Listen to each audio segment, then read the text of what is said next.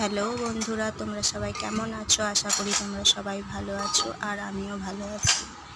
বন্ধুরা, আজকে বৃহস্পতিবার, আমি সব ঠাকুরের বাসন ধুয়ে ফেলেছি। এবারে উপর করে রেখে দিই জল ঝরানোর জন্য।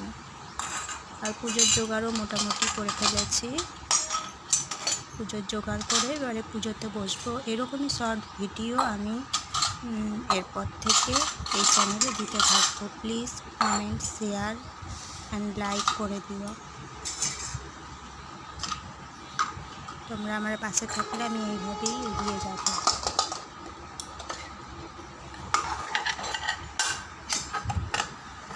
সব বাসনগুলো এরপরে আমি জল ঝরাতে দিয়ে দিয়েছি।